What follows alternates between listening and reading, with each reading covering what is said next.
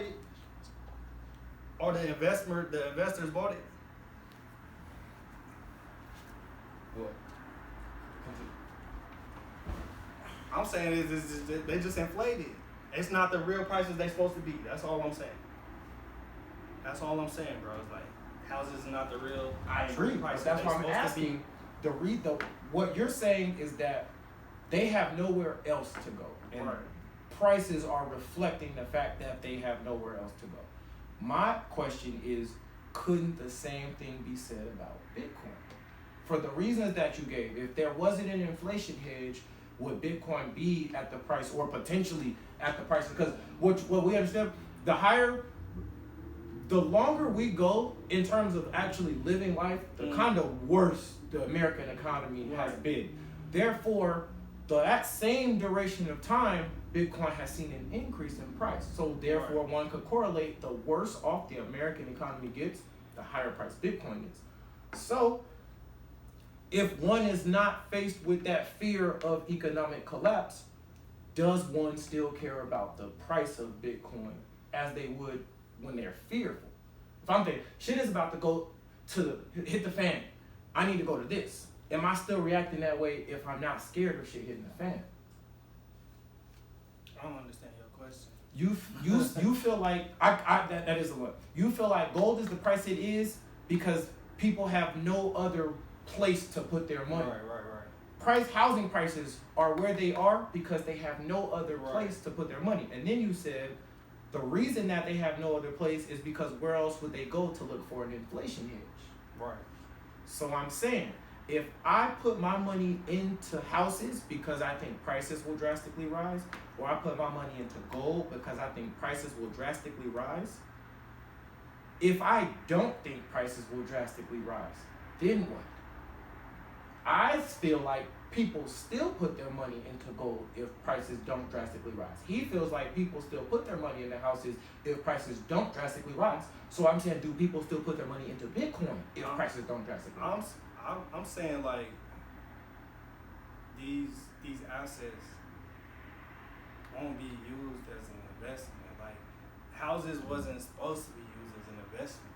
Houses is for housing, shelter, it got out of hand when people start using it as an investment. That's you. Okay. Go ahead. No, go ahead. I agree with that. I agree. That was partially what caused the housing crisis of 2008. People started using houses as investments and not living. It was just like in that scene with the strippers in the movie The Big Short, where he's like, "How many houses do you own?" She's like, 4 or 5, and he's like, "Wait." What he called his boy as soon as he said, "It's a bubble." Buy every fucking thing you can see. It's a bubble. Right. So I agree with that. My thing is this. Again, can't I say the same thing about Bitcoin? Its price would be different if people weren't using it as an investment or speculating on it, which is still an investment, So that's what I'm saying. If we can say gold is affected by people's perception of it. Gold's price is affected by people's perception. Housing prices are affected by people's perception. Isn't Bitcoin affected by people's perception of it? Right. To which point, if I don't want to use Bitcoin as an investment, or people in mass, the majority of people don't see it as an investment. They're not speculating on the price of it. Mm-hmm. Would its price still be $60K or $100K, or would it be $5, $10, $1,000, $10,000? I ain't really telling, bro. So I don't know about the answer to that question. See, nobody does. That's why I'm asking your opinion. None of us know that shit. Like housing, you feel me? Like it's a conversation about intrinsic value versus perceived value. Mm-hmm. You feel me? The actual value of a thing based on its utility versus the value of it based on what people's sentiment towards it. You feel me? Right. So that's basically what you were saying about housing was people's sentiment change where we no longer want to use it as an investment. You feel me? People can do that same have that very same sentiment about Bitcoin. I think it's basically what he's getting at. You feel me? So it works both ways. Right. Yeah. No, for sure. But are you saying what's the utility of it, or what's the question? The utility of what? Bitcoin. I wasn't asking that, but that actually is a good question pertaining to the conversation. What is the utility? Because, okay, for those who don't know, because we keep throwing this word out, utility means the satisfaction or the desire that you get out of consistently using the same thing over and over again. If I got a great fucking pen and this is my favorite fucking pen, I get peak utility out of using this pen every single time. If that pen starts working less and less, when I'm using less, I have less utility. That's called marginal utility, which is when the utility starts to decline. That's basically why we keep saying it. So in having this conversation, if we can acknowledge people derive some type of utility from gold or from housing prices, just like we keep talking about, what is the utility of Bitcoin? I think that is a great relating question to what we're talking about. I would say it's you just gotta go back to the properties of it. You know, everything that it stands by. Tell me the properties of it, but compare it to fiat currency. We know the flaws of fiat currency. We were just talking about the flaws of the gold standard. Like, gold has its purposes as gold, but in terms of the gold standard, it was totally not a good thing to be on. People like Peter Schiff, he typically feels like, fuck Bitcoin, we need to be on a gold standard. The gold standard almost obliterated the world. Like, it almost ruined the whole world. So tell me the properties, the cool shit about Bitcoin as it pertains to the bad shit about gold or the bad shit about fiat. What, you know what I'm saying? Like, really draw the comparison. This is so cool because that thing can't do it. You know what I'm saying? Show me the bad thing about that as it relates to the cool shit about Bitcoin. That'll help people understand true utility. This is why you should use, because then in discussing the utility, there's something called the substitution effect. Substitution effect is basically we're not using this, we're using this. Alternatives. Those things aren't usually factored into like prices. Like the CPI, our consumer price index that measures how prices are increasing or decreasing. It does not measure. All right, the best. What's the most popular paper towel brand? Downy, Charmin. Okay, we're not using Charmin. We're using the Great Value brand. CPI doesn't measure that transaction. It won't say, okay, X amount of people went and bought this. Oh no, fuck that. This many people are still buying Charmin. So when we think about that, one could kind of get lost in understanding utility when you really understand what the word utility means and really understand its applications in terms of comparing it to something else. Why does this have utility? Because that thing does not. This gives me peak satisfaction. This pen writes the best. I love this. This is my favorite pen because that pen doesn't write as good as it. Have you ever seen those pens that got like 5 or 6 different pens and you like slide it down? That's my favorite pen because this bullshit ass pen only writes black. You know what I'm saying? So what is cool about this pen as it pertains to why those pens fucking suck? Right, that's for the investor to do. Right, so that's why I'm asking you, in your mind, from your experience, you are the investor. Remember, we look at you as somebody who is a trailblazer, especially to us. Like, none of us, we all have our own personal endeavors. We are all doing something super duper fucking cool or working to or aspiring to whatever. As it pertains to Bitcoin, though, I feel like there's only one of us who we look to discuss this with and say, okay, how does this person really feel about that? Because you have taken the baton faster than everybody. That's why we even are having this interview. I was telling him when you first hit me up about it, yo, that's really fucking interesting. We totally should do that. And within days, it was like, hey, all right, let's go get this shit planned, do this. Then got notes, let's talk about this, because that shit's exciting. There's somebody doing something that most people aren't, especially people that look like us, that came from where we came from, went to the schools we went to, you feel me, shit like that. You are that. So I have to ask you because we care about what you have to say. You feel me? Like, you not Joe Schmo off the street. I don't know shit about astrophysics. Why the fuck would any of you three give a fuck about my opinion about astrophysics? I don't know shit about it. But if I see somebody who has literally been a trailblazer, like I'm doing something that nobody else is doing at the time that nobody else is doing, I'm at a place that nobody else is at, I've had the success that nobody else has had, I've went a distance that nobody else has went. That is literally what a trailblazer means. You have that for years. You can say each of those things over the course of years. Expect your opinion to be desperately coveted, which means nigga, I want to know. You feel me? So that's why I'm asking you anyway, because if there's anybody to ask, if there's anybody whose opinion I give a fuck about as it pertains to this, it would be you. So of course I'm gonna ask. Okay. So that's what I'm saying. Yeah. Okay. What was the question of? The utility of Bitcoin versus everything else. Yeah. I mean, especially think about Most of the people that you're talking to don't know shit about none of this. What is utility? Right, what is Bitcoin? Yeah, you feel like we understand you. I'm not asking you all of these questions for my satisfaction. I know your answer. Most of these I ask because I don't know your answer. But most of the simple shit I'm asking because you gotta remember there's a section of people who don't know nothing about this. They want to be ingratiated in Bitcoin and crypto, but they don't know where to start. Now they see somebody young that look like them, talk like them, act like them. Oh, he know all the answers that I really want to know. That's why if I'm asking a question that seems simple, I'm not asking you to educate me. Educate everybody. Okay. So educate everybody on what.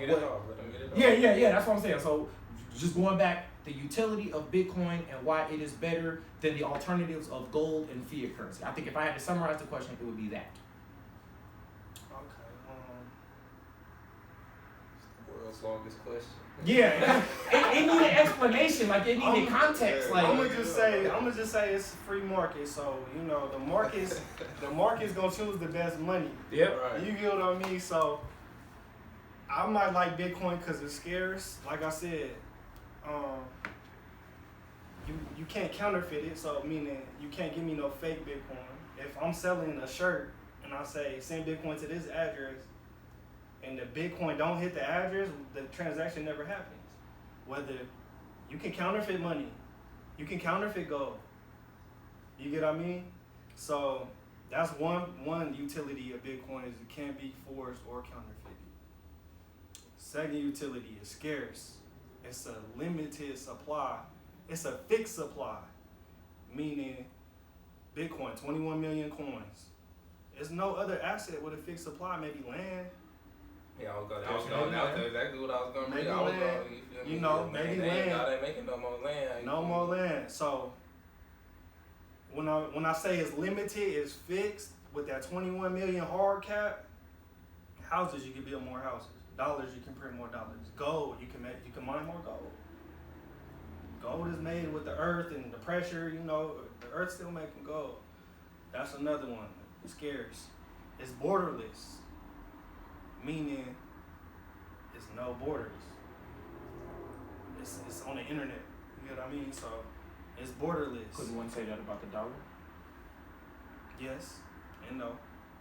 Why no? Because money gets seized. Why you got all this money? Why you got 30 Bitcoin billion? Gets seized? Why you got 30 billion? The U.S. government has hundreds of billions of dollars of Bitcoin. So what I'm saying, I can travel with a Bitcoin on my phone or in my wallet. I can't travel with no cash on me. You can travel, yes you can. Bro, I could travel with a whole Bitcoin, 40 bands. See, I get what you said, because you can't, it's a certain amount of cash you can have where they stop you, like, okay, you have to declare this, you have to, you feel me, like, they can't just do like that the IRS randomly flags $10,000 transactions. Right. I understand that. I'm saying. It was a man here in Nevada that got his whole life savings seized. Like, oh, he was like ex-military too. That was crazy. Man. That was crazy. Bro, that was crazy. Did you hear about that? He's still fighting. He was traveling with 70 bands. He had all the receipts.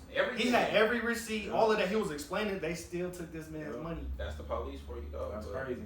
But I'm talking about not even necessarily physical cash. I could carry digital cash.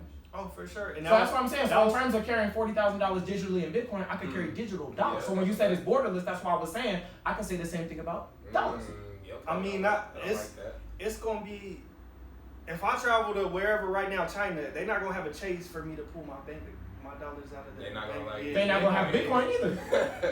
China been anti-Bitcoin since December 20,000. Let's say you feel me, travel to El Salvador where 40% of their population is bankless. And the U.S. dollar is their national currency. Now it's not the only one now, but it's been which is the U.S. dollar. So if I'm talking about comparing the two, the dollar is everywhere that Bitcoin is perceived to be exclusive. But you gotta think, Bitcoin is on the internet.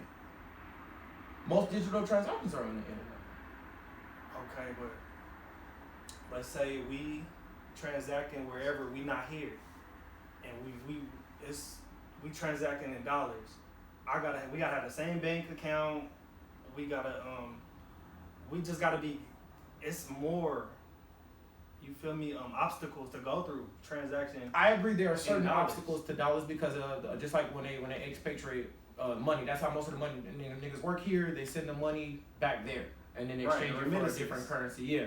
So I can understand that, but Bitcoin has its own hurdles in terms of getting a cash value for it. I could send Bitcoin anywhere in the world right now. Not have to ask nobody. It's not gonna take a day. Banks don't gotta be open. That person can take that Bitcoin, send it to an exchange, or say but they can't do anything with it for free. I can send money from Chase to USA or anywhere else for free right now, withdraw that money right now entirely for free, and go buy something with that right now in one whole simple ass basic transaction. That is not necessarily, which means more times than not, it's not necessarily true with Bitcoin. Every step of the way, you are getting taxed, a fee, commission, this, that, and the third, every step of the way. And you can't just simply send money to you for you to withdraw to go spend it. That doesn't necessarily happen so simply, which is one of the issues in El Salvador. Yeah. Agreed. I agree with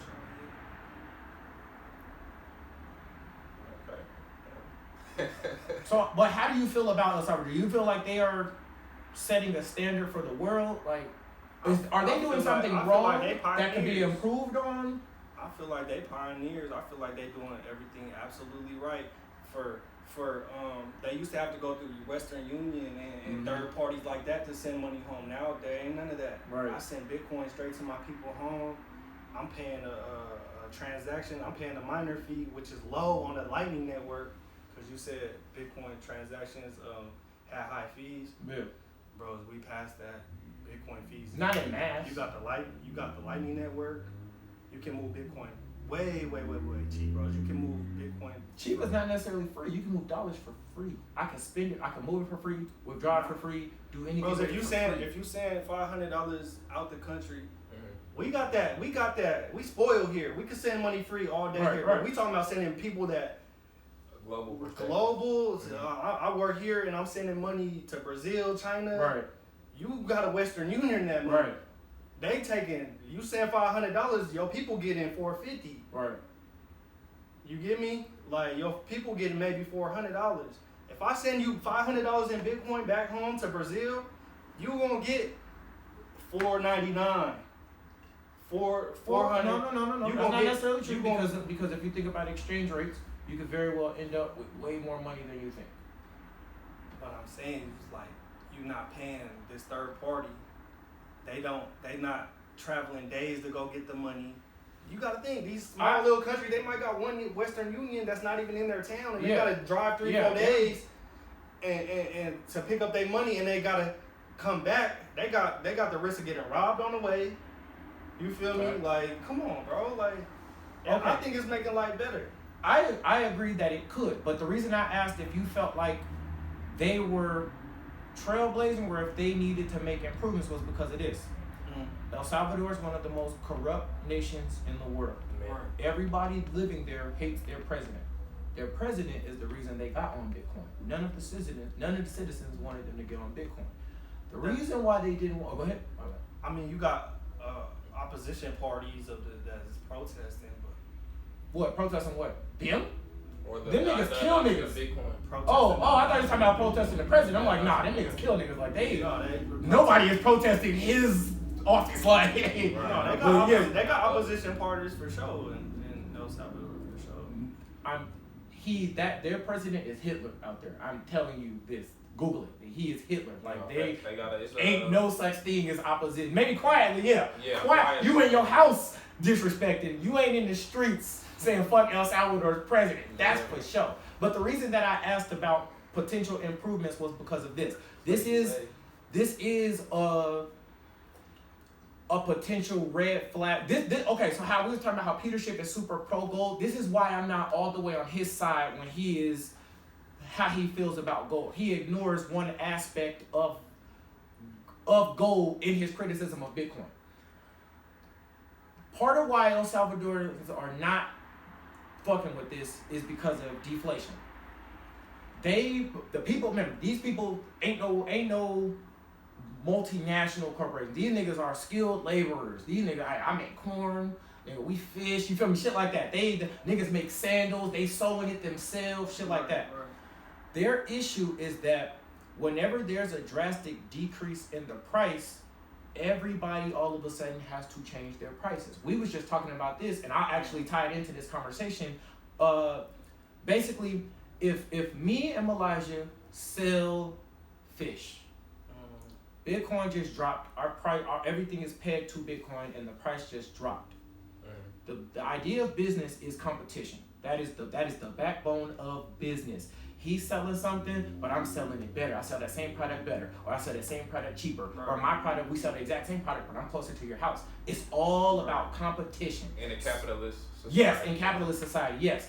And so with that said, if me and Elijah sell the same exact thing, Bitcoin just dropped. Now, he usually sell his shit for $25. I usually sell mine for $23. He knows that because we both study our businesses, right? He's now going to lower his price from 25 to 20 because his 20 is better than my 23. Now, I'm going to lower my price to 18 because my 18 is better than his 20. Would you rather spend 18 for a product or 20 for a product? The same exact product. They go back and forth and continue to do this. Me and him going to keep doing this until what's called getting priced out of the market. If you get priced out of the market, he has lowered his cost so low, he can't make money. Even if he was to sell everything, which is called book value. If I was to sell every asset that I own, paid off all my debts, how much money would I have left? He would be profit. He would be in the red. Right. He'd have no money, so he wouldn't be allowed to run his company. And on the flip side, I'd be in the same position. We have both priced ourselves out of the market by competing with each other. That same thing happened in 1933 with the gold standard. That's why we had deflation from 1927 to 1933. But when did we get off the gold standard? 1933. But not to cut you off, bro. So like, I'm getting the vibe that you saying deflation is bad.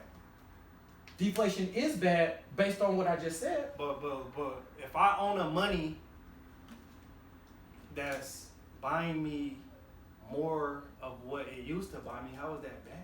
If prices going down and my money is buying me more, because you have to think. If I have $1 today and it buys me a gallon of milk, but tomorrow that dollar buys me 2 gallons of milk, how is that bad? Here's the difference in that. Here's the difference in that. We have inflation. You have disinflation, and then you have deflation. Buys you more? You're right, but listen to this. This is why that's not all the way true. Inflation means prices are increasing, right? Disinflation means prices are increasing less than they used to be. Let's say inflation, prices increasing 5, 6, 7%, 8%, 9%, 10%. Right. Disinflation is okay. Last year price was increasing 5%. This year they only increased 3.5%. Deflation is prices are drastically decreasing to where they are not recovering. See the problem. The problem is this. If I sell Nike shoes, Nike is the only people who sell Nike shoes. Nobody can be a second party reseller without Nike making the actual shoe. If Nike goes out of business, you will not be able to buy Nike shoes. What's that got to do with? The difference between y'all though is you're looking at it from a consumer standpoint, and you're looking at it from the business. He can't consume if there's no business. That's what I'm saying. You're looking at it from the business standpoint. You can't either. You're trying to say I get to buy more of my favorite cereal with this money. True, but if them niggas go out of business, you ain't buying no more Frosted Flakes. Right. Now what? That's the problem. The problem. Now we have the substitution effect. But which means you're settling for less. If you charging me three times what I used to buy, I can't buy that shit no way. But you have to buy it. That's the problem. That's the problem with inflation. No. Yes, you can. That's the problem with inflation. Poor people spend more than 65% on basic necessities. That's a fact. So what I'm saying is, poor people find a way to get what they need because they need it. Right. No matter what the price costs, you need it. You will figure it the fuck out. So today. So if some shit, that's why inflation is bullshit. Even if prices go up, you still gotta buy it. Because you need it. Like a home. You need it. But wouldn't your money? Like, all right. So say you had a money that was going up in value. Mm-hmm. Do you see that good or bad? Great. That's amazing. Okay, so if your money's going up in value, it don't necessarily mean prices around you is dropping. Say that again? If your money going up in value, it don't mean necessarily the price of everything around you is dropping. It's just buying you more. Because the price is dropping now. No. If the price is $5 and I have $5, I get to buy one. If the price drops to $2.50, I get to buy more, which is $2. I'm saying, let's say you had a Bitcoin. Mm-hmm. All right, you got one Bitcoin. When you bought it, it was worth 40. Today it's worth 60. You're right. The shit you're able to buy is more. That don't mean milk and shit dropped in value. That might have went up in value too. Houses might have went up in value too, but the money you own went more But in proportionally value. it didn't though. Proportionally it didn't though. Because I get what you're saying. Literally, yes. Okay, so there's something called you have the real value of something, right. And then you have like notional value. The difference is face value. Face value and real value are opposites. Notional value is a synonym for real value. So face value is this is a $100 bill. It's always gonna be a $100 bill. Right. Nothing's ever gonna change. But the real value of it is that it's not a $100 bill because inflation is 7%. Inflation is actually 7% in real life right now, which means next year this $100 bill decreased in value by 7%. Right. Even though it is $100, so even though your Bitcoin did go up or your dollar, whatever, it did go up 40 to 60. If prices also rose that same amount, you did not get richer. If I got $100 and I got a bond, right? We was talking about the bond market earlier, right? I got a 2% bond. This bond gonna pay me 2%. Bonds typically pay out semi-annually, but they pay every quarter, but semi-annually. So you'll get 4 quarters worth of money or 8 quarters worth of money every 2 years. That's how they typically pay out. If my bond is 2%, that means I'm making 2% on this $100. Next year I'm gonna have $102. But if inflation is also 2%, that essentially erases that $2 that they was giving me. Right. So though, yeah, I went from 100 to 102, prices rose that 2%, so I'm technically still at 100. Because whatever gain I did in earnings, that gain was also in prices. Let's say I didn't get richer. Let's say you had $100, but everything, the price of that was $100, but now it dropped to 50. It's deflation. Now I can buy 2 of them with this same $100. Why would that not be a good thing? I agree with you that is a good thing in and of itself. from a consumer standpoint. Right. But in a general sense, there will... Okay, do you know what the point of no return is? The point of no return is basically like when people get lost at sea and shit, like... Well, it could mean 2 things. One of them is they reach a point where they can't turn this motherfucker around. That's unrealistic. We not just finna turn around. The other point of no return can either be when you are either, what is this latitude, outward, longitude, whatever, or if you are sinking. The point of no return basically is the point at which water pressure becomes impossible to get you. If you in a plane crash and your plane sink, nigga, we gonna conclude you died. If you Google it, there are thousands of people that were never found. They're like, look, we're not even gonna try to find you niggas because we can't. You were at the point of no return where if it's true that plane flew over here and went in that water, that nigga dead. Word. Period. The point of no return in economics is, yes, you are right. As that price keeps going down, we get to buy more and more and more. The point of no return is when it hits 0. Now you can't buy any. You went from buying more and more and more to 0. Do you get what I'm saying? Because as you selling that, you making money, bro, and your money going up in value. Relative to high prices, or what if prices were dropping? Yeah. But I'm making less money. Let me interject for the people real quick. Okay. Let me interject for the people because I want to make sure everybody's keeping up with the conversation that's going on. Right? I know we all here. You feel me? Right. We got listeners too.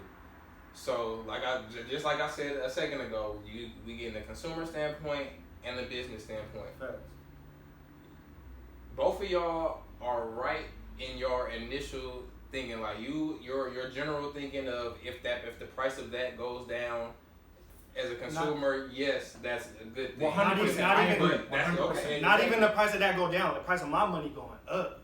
Okay, same difference. But from a business perspective, you feel me? You also have to think about what's called COGS, you feel me? The cost of the goods sold, you feel me? That's what keeps the business afloat. That's how you make a profit. The cost of goods sold determine the price that I'm charging you, the consumer, to buy my product. You feel me? Right. So just as your money is increasing in your wallet, the value of your money increasing, yes, that's a good thing. But also the money that it costs me to buy this, to make this, is also increasing.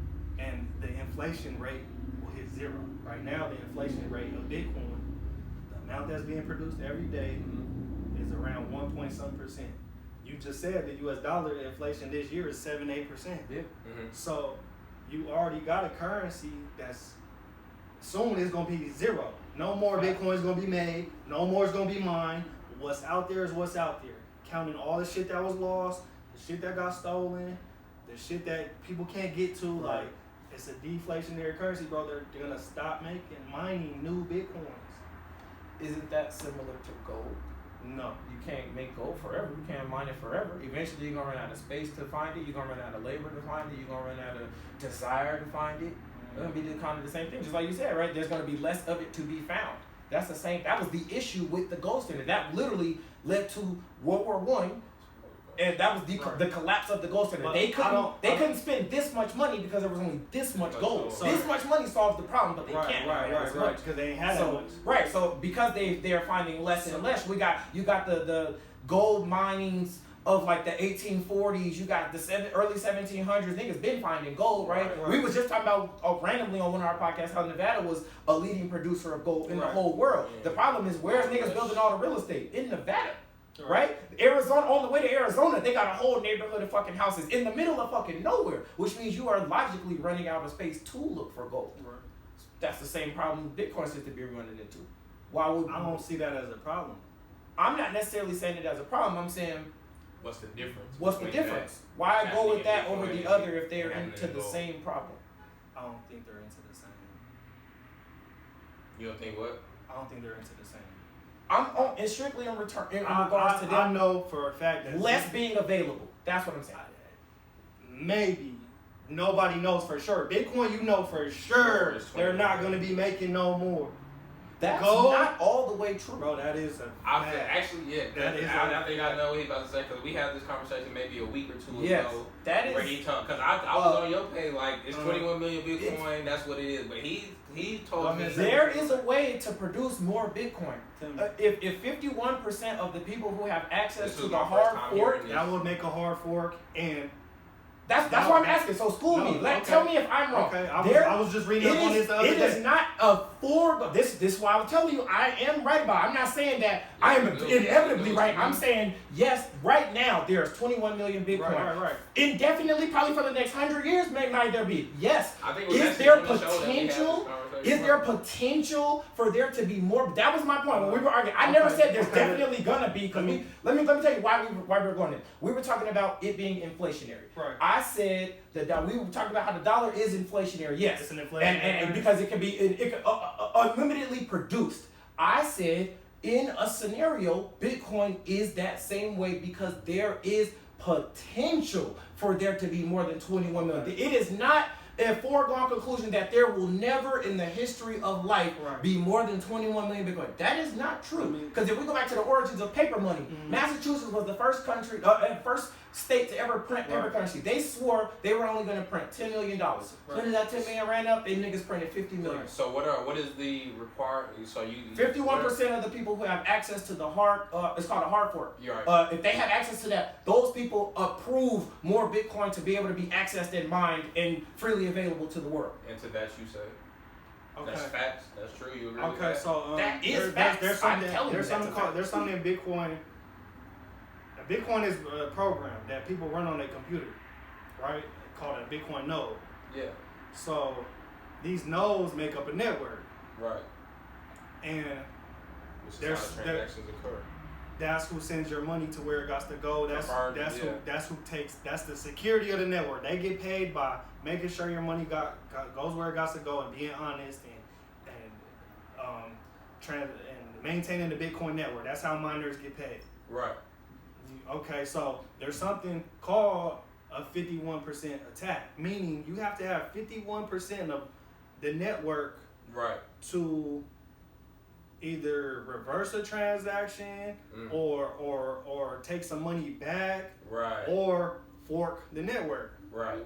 So if Ethereum is a fork of Bitcoin, Bitcoin Cash is a fork of Bitcoin. Okay. All these different cryptos is forks of Bitcoin, but people. Okay, so let's say 51% of the network is taken over. this 49% can break off and keep running that same program. Y'all can switch the program and make 22 million or double it to 42 million. Y'all, but we gonna run this. And we know this is the real Bitcoin. We gonna keep running this. Y'all can run that and do what y'all need to do. And bro, that's how Bitcoin works, bro. Like, Bitcoin Cash is a fork of Bitcoin. You got people debating the block size, this, that, and the third. Go ahead, do your hard fork, run Bitcoin Cash. We gonna keep running this. Wasn't that initially a bad thing about Bitcoin though? People, early Bitcoin supporters weren't, because there being derivatives of Bitcoin increases the speculation into it. It increases the wild swings and the volatility, which initially was a bad thing. People wanted to store a value. They wanted to know that it was going to maintain its value. And though that same volatility consented from 20 to 60, it consented from 60 to 20 or 20 to 0. So, right. You said what? I came back in. Oh yeah, damn. But as getting back to the 51% attack and they can make new, that's what all these other currencies is. Right. Hard forks of Bitcoin. They broke off, ran their own network. You can decide if you're gonna run that protocol or not. It's all voluntary. You can run Bitcoin Cash. You can run a Ethereum node. You can run a Bitcoin Cash node. You can run a Bitcoin node. Right. Like, it's decentralized. So it's like, if you can come up with 50% of the network and computing power and decide to do an attack on Bitcoin, you using a lot. It's very expensive, first of all. Yeah, there's definitely a process. That's what I was saying. It's not. I wasn't supporting the most its you can do, likelihood. I was saying it's very the most you could do is reverse a transaction or hard fork. But the true knows, the one that's like, no, this is Bitcoin, that believe in this 21 million hard cap and there's not gonna be no more, and they gonna keep running. They gonna keep running Bitcoin. For clarification, they gonna keep running Bitcoin. This all everything they talk about right now is new to me. You feel me? I'm over here learning right now. At this point in the conversation, I'm learning. So, based on what I just heard from both of y'all, the hard fork thing, the 51%, they come together and decide to do whatever. That becomes now a whole separate it's entity still Bitcoin. Of Bitcoin. No, it's because you feel me? Like you said, you got Bitcoin Cash. Bro, but it's not. Yeah. That's no longer original. It wouldn't be Bitcoin 2.0. The access to they might call it Bitcoin, but it's 41 million coins. So what I'm asking, everybody knows it's only 21 million. But what I'm asking is, does that affect? You feel me? Like the Bitcoin that you have in your wallet right now, does that the hard fork, if they create another whatever, does that affect the Bitcoins that you have in your wallet, or is the value of the Bitcoin in your wallet still contingent on the 21 million that was originally there? The price will have to change relative to the quantity. No, just like we've been talking about scarcity. That's what I'm trying to figure out. Part of your argument has been scarcity. You just made something. Price literally changes with the change in quantity. I see what you're saying, but from what I hear, it sounds like he's saying that becomes something different. It becomes its own. It's not. That's not pure Bitcoin. You don't take the money out of Bitcoin. You don't take the money out. Yeah. No, I'm not saying. I'm saying that the price is now reset. If the price of your value here is contingent on there being only 21 million, if they're now 21 million and one, your price will go just like that, slightly down. Bro. That will happen. That is so a fact. This is Bitcoin. And let's say that somebody attacked it and hard forked it and broke off and decided to add another double the 21 million to 42 million. It's still gonna be this Bitcoin over here because the 49% is still running that program. That 21 million hard cap. Right. 21 million. They're still running that, bro. They're still running Bitcoin, and people are just going like, I think I'm pretty sure, bro, like when they did Bitcoin Cash and hard, you just get free whatever they hard fork it to, you get free like however many coins you have. Like, see, that's where I kind of get lost in the conversation when y'all start talking about the hard forks, because now I'm confused personally. So I know it may be other people who are confused. Like, okay, say you wanted to make a crypto right now, you would fork a crypto. You could do a soft fork or a hard fork. Hard fork is meaning changing certain things that's set in stone, like the 20 million hard cap. You would have to hard fork Bitcoin to do that. Like, and so with the new coins that we make after the hard fork is not called Bitcoin anymore. You could call it Bitcoin. You could call it Bitcoin, but it's people know that's not. This still gonna be here. How do people know though? People wonder exactly if you just like how you said niggas could get free Bitcoin. If I was to get some free of the new Bitcoin and then I spent it, niggas wouldn't know. Oh, this is new Bitcoin, not the OG Bitcoin. All of it is gonna read capital letters and numbers when it's all said and done. That's a good question. So if I say I'm accepting Bitcoin, and you have this new hard fork Bitcoin with a lowercase b, and you try to send it to my address, you get me? Boy, you can't send Bitcoin and Ethereum. It's money gone ice cream cone. If you send me Bitcoin number 20,000,001, I will know. Okay, bro, if I say I'm selling this pen for Bitcoin, and here's the Bitcoin address, send it to that address, and you fork Bitcoin and try to send me this, the money never gonna reach that address. It's never gonna. You can't. So what you saying? You can't send Bitcoin Cash in my Bitcoin wallet. Exactly. But that's an already known thing. Even on traders, where they'll tell you don't buy Bitcoin. That's what I'm saying. That's not the legit like Bitcoin. You can't counterfeit Bitcoin. But you hard fork it. The 21 million Bitcoin is still the 21 million. You can't send me 21 million and Bitcoin number 21,000,001. You cannot send that to my Bitcoin. I don't know how true that is. That's what I'm trying to figure out. I'm trying to figure out. I try to send Ethereum right now to Bitcoin. You can't do it. So all right. So if you, what I see what you're saying, what you're getting into, but what guarantees that next Bitcoin after 21 million? Like, how does the, I'm guessing what I'm trying to figure out, how does the technology know? This is my question. This is my question. Just like you said, if there's a 51% attack, if those 51% agree to make a change to something, how does the technology know to read it as something different? No. If the whole point of the 51% attack is to get them to agree. Okay, let's say we Bitcoin right now. Let's say we Bitcoin right now. All right. I'm a Bitcoin. We all running those. Let's say we the network right here. This is the whole network. This the whole network. Let's say. Big no. Let's say it's 21 million. We all agree on 21 million. Let's say Dan, or let's say us three want to add and double it to 41 million. Dan want to keep it 21 million. We fork it. Dan still running Bitcoin, and we running this other shit. When Dan's selling this or selling that or say send Bitcoin to here, and we try to send them our new, if we don't have Bitcoin and we try to send them our new hard fork currency, it's not gonna go. You get what I mean? Right. Okay. Let me ask you a question. Going back to something you said. You get what I mean? But then the whole time, Dan's still gonna be running Bitcoin. Earlier you said, you're not gonna miss a beat. You're not gonna miss a beat, bro. Fact. Yeah, I'm with you on that. I agree. Let me gain some understanding. You get what I mean? Y'all having a high level conversation right now, so let me gain some personal understanding. Because earlier you said that Ethereum was a hard fork of Bitcoin. Mm-hmm. Okay, so 51% of people, based on what I've gathered, the definition of hard fork, 51% of Bitcoin nodes got together and said, let's make Ethereum. Let's make some more big. No. Okay, so I'm confused on what a hard fork. So how a hard fork works. Or how that is a hard fork. How did Ethereum come to be? Tell me that. Vitalik, well, Ethereum. Let's get to the thing. Ethereum has a foundation, and it's like a face to it. So Ethereum has a founder that you can identify, and he has a Twitter, and you can DM him, and you can subpoena him. You can do whatever you want to do. Bitcoin don't have that. But Ethereum is a product of Bitcoin. They're back and forth. They might classify Ethereum as a security. So but yes, Bitcoin is a copy and paste. Ethereum is a copy and paste of Bitcoin with added more code, take some out, add code, and do something to it. Right. Yeah. Okay. They just forked. They forked it. Some different code. I think it's a soft fork. Yeah, made it their own thing. Okay. Bitcoin, and it had to develop its own developers and so they did extra steps to make it to then make it its own thing. Right. So that's what I'm saying. So you can hard for Bitcoin and not make those changes, and it's still just the same thing. It's just more Bitcoin. So that is something that's possible. Yeah. No, bro. I don't think that's possible. Because I think that's where they're disconnected. At least the disconnect is okay. As a listener to y'all debate right now. Okay, so if we all run a Bitcoin, you decide to double it and break off and do a soft fork, you're gonna be the only one running that.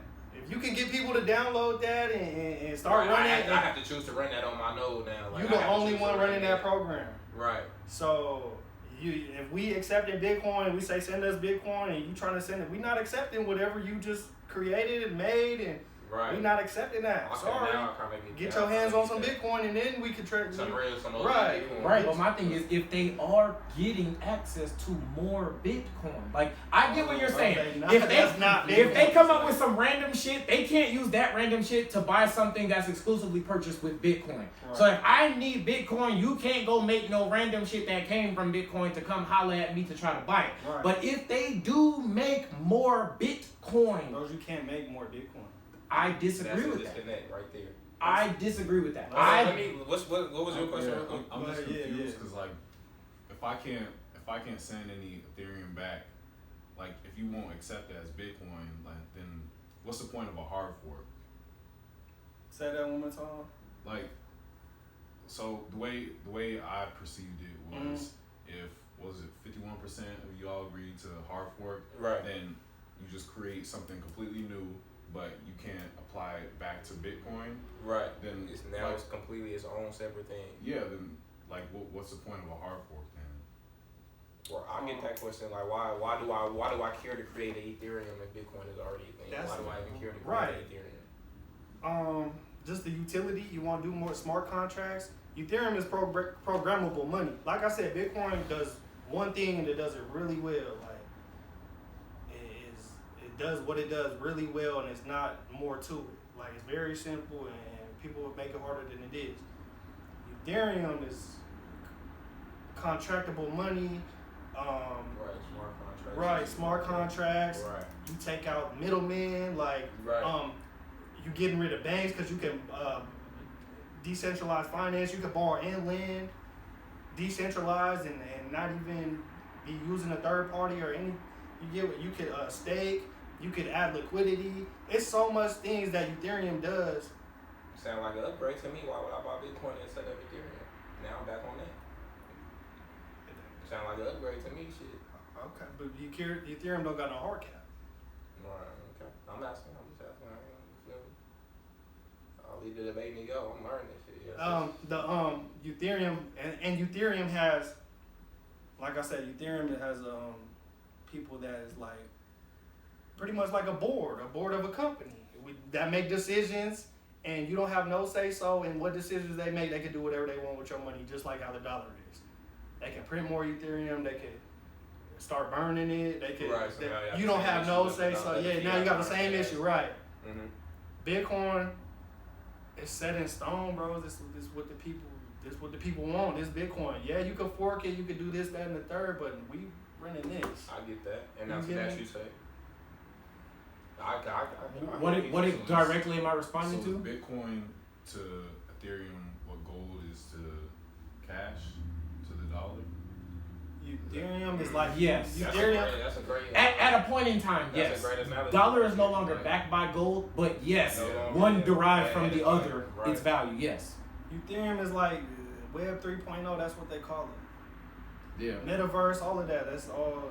Ethereum. Yeah, like that type of idea. And I don't want to get off this conversation that we having if y'all not ready to, but with that being said, Ethereum is the basis of the metaverse, right? Ethereum is programmable money. Like you can program it. So the metaverses will be run basically on Ethereum, right? And metaverse being what's coming, the new world. We discussed this metaverse this ain't metaverse. This metaverse. That's metaverse. That's metaverse. Right. You get me? So it is no one home for metaverse, or it's no one.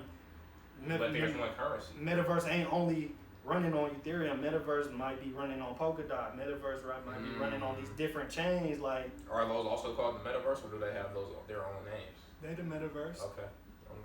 Like Mark Zuckerberg, he running metaverse. You know, but that's coming from a centralized business that nobody can say what go on but Mark Zuckerberg and his board members, and you just don't got no say so. What he say goes on his metaverse, or you could be on this decentralized metaverse where. I heard that's the thing too. I heard you got the metaverse. I heard there's a such thing as a decentraverse. Mm-hmm. Like there's different Jack Dorsey right now is working on a decentralized exchange. We go crazy out here, bro. Right now, Jack Dorsey working on a decentralized exchange. We're not gonna be using Gemini. We're not gonna be using Cash App. We're gonna be using the decentralized exchange. No KYC. No none of that. Like he not building that on Cash App. Cash App his company. I don't think he's trying to destroy Cash App. I'm sure they're gonna get some kickback from that. So I'm actually glad we made this. I still want to talk about the metaverse, but now that we got to this point, I want to ask about how, just like, so at this point we're talking about what if new niggas are creating shit as it pertains to their companies. Mm-hmm. This is a question that I wish more people in Bitcoin or in crypto in general, I wish they discuss this more. What is the likelihood in any capacity that crypto can be limited or hindered in its growth because of government regulation? So the reason I'm asking this is because my whole point is this. We keep time back into history. 1792 was when niggas said we're using gold and silver. A dollar was a specific weight of silver. How we use a dollar now as a term, a dollar was a specific weight of something. If it weighed more, that is not a dollar. Look like, sound like, feel like, it's not a dollar. One day, niggas decided, this shit is really fucking hindering us because, well, evil niggas, right? Like I'm not taking it to a conspiracy level, but history has shown a lot of conspiracy and corruption. So I'm taking it to not in an ideal euphoric scenario, in a real life where every government on earth is really corrupt, okay? The 1830s, niggas say, okay, we're gonna change the way the gold and silver, just like we was talking about debasement. Going throughout the 1860s, they decide gold and silver is no longer money. Mind you, in the actual Constitution, it literally says that is exclusively money. Now, in less than 100 years, they've now said that shit is not money at all. We're using paper money. If you Google it, this is what got Abraham Lincoln clapped. It wasn't no fucking slave. He wanted the free slave. He created debt-free money. Instead of going to get money that the banks created, he had the government create money. Just like in Forex, how we call the dollar the greenback, that came from him. They made greenbacks, gave them out. He got his shit smacked for that. So I say that to say this. If a government deems something, or if entities deem something as a threat, remember, the gold standard collapsed. Who owned all the gold? Big banks. The gold standard collapsed. Why? Because they couldn't do what they wanted to. They didn't own all the gold. They owned most of it. They owned all of it. So what did they do? 1933. They own so much of it, they got to take it from the niggas who own the rest. Who was that? Regular consumers. What happened in 1933? The government confiscated all gold. Illegal to own gold. Right? Illegal to own gold, except big banks and businesses. They made it illegal for private ownership. Yeah, you can keep it, but you can't go use that shit at the gas station because that doesn't allow the corruption that we want. We want to print unlimited money. We want to do whatever we want. We want to be able to create financial crises that we can get in a whole other shit with interest rates and the Fed, all this shit. My point is this. Every time something seemed new and innovative and beneficial, and it was something that they could not control. Remember, government don't mind gold and silver. We do. We owned all the gold and silver and they didn't. So they can't set a price for it because they don't own it. So what did they do? Ban it, right? You have the Silver Act of the 1870s. Gold, we officially went on a gold standard in 1873. And by the early 1900s, we was off of that shit because it blew up in our fucking face. Because they didn't own it. So they banned it. Imagine if you own hella silver. You got $100 million in silver. Niggas say, we're not using silver no more. Technically, you're broke now. You have zero because of the corruption. You got all the silver that they wish they had, and if they had it, they'd be able to set a price for it. Because you have it, they can't set a price, so they're gonna make it illegal for you to even own it. What keeps Bitcoin from falling into that as it pertains to the US dollar? As we pretend, the America is falling from grace. We are so far from grace, and propaganda just keeps us from really acknowledging that. China is really how we became the #1 country in the world. China is factually every single thing we used to be in the 20s and the 30s and the 40s. China is that right now. China has taken a hard stance against Bitcoin. We don't know what the fuck we doing, but we watching our currency explode or implode right before our very eyes. So it don't even matter if we anti-Bitcoin. Our currency is shit. The rest of the world is either tied into us or China, which means they gotta feel the same way we feel about it, because that's kind of the point of being a superpower. if I am the government and I deem something as a threat to it's called a hegemony, which is one entity running the fucking world. In the 40s, we were the sole hegemony in the world. Every other country in the world is subservient to us. Every single country. Fuck all. Before us, it was Germany, Japan, it was all these, Africa, a bunch of European nations, the UK, Britain. By after World War I, it was us. And after World War II, after World War I, it was us and the Soviets. After World War II, it was exclusively us. We were the sole hegemony in the world up to now, which is now China. Now there are two, and it's like, hold on. We have enjoyed American dominance for all of this time. Right. Now it's different. So what's the question? So my question is, if niggas get together, one single person dominating some shit. But my question is, every time there has been a threat, niggas got together to disband the threat. Why can't that happen to Bitcoin? A threat towards government? Or? A threat, yes. Governments and big banks, we can get into lobbying and all that shit. They want control, power, right? If they have access to something in mass, nothing anybody else says matters. Nobody else's feelings, anything. But if I am the US dollar and I want the US dollar to be continuing its dominance for another 100 years, why the fuck would I freely allow Bitcoin to operate? Why wouldn't I impose any restrictions on Bitcoin? Why wouldn't I be anti-Bitcoin like China has? Why wouldn't I? China took that stance in 2013. China has had nothing but substantial growth since then. I'm not saying it was good to ban Bitcoin. I'm saying even if it's bad, what prevents me from doing it? If I'm America, fuck Bitcoin. We have the dollar. Why would we endorse something that could eradicate us and send us into if I'm control freak and I'm big bank power and I'm Federal Reserve, why the fuck? You said what? Facts. Yeah, real shit though. If I'm that, why the fuck would I allow Bitcoin to even exist? If when gold and silver was coming up, we quickly got rid of that bullshit. Every single time something sprouted, we quickly got rid of it because it was a threat.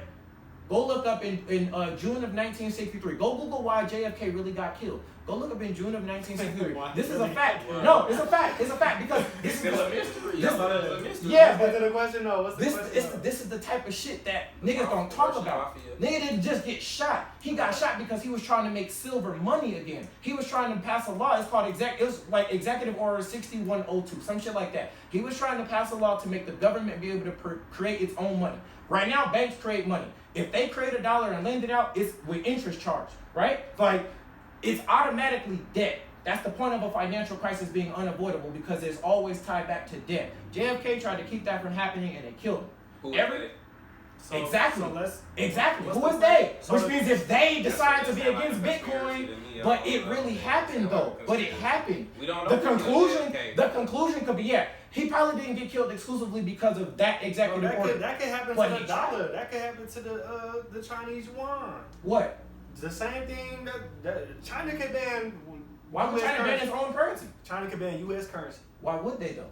They already getting rid of China has over $1 trillion in bonds. Why would they ban a currency that they're heavily invested in? First of all, they stopped buying U.S. bonds. And they still have they stopped in 2014 and they still have $1 trillion of it. Yeah. So what does that mean that they stopped buying? They still have it. It's still significant. No, it's still significant though that they stopped buying it. Absolutely. It's even more significant that they still own it. It would be more significant when they sell the bonds. But they just stopped buying. Stopping buying them and selling them is two different things. Do you know the company PIMCO? PIMCO is the single largest bond buyer. Okay. I don't give a fuck what they do as long as they're still buying bonds. If they're not selling them. But let's say the U.S. decides, okay, we're gonna default on that debt.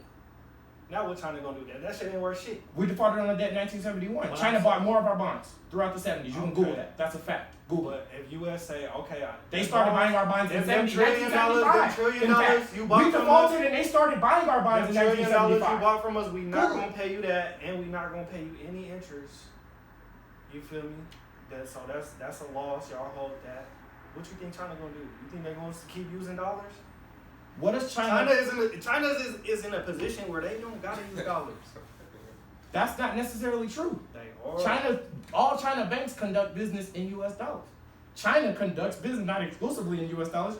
The point of them having two currencies, one currency is that they use exclusively in China, which is the renminbi, the yuan. The renminbi is the currency that they use to get access to other currencies. But you got senators. They're the only major country in the IMF with two currencies. But can I say this? You got senators and U.S.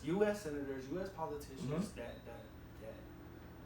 says no, we don't have no intentions to ban Bitcoin. On record. True. On record. So it's like, is that enough to make you feel that secure though? Because I could say this: Jerome Powell in 2018 is famously called the Powell pivot, and it also happened again for the first time in 2013 with Ben Bernanke. He basically said, we've been doing a lot of shit and we've been killing the economy. We're gonna stop. He actually said that we're gonna stop.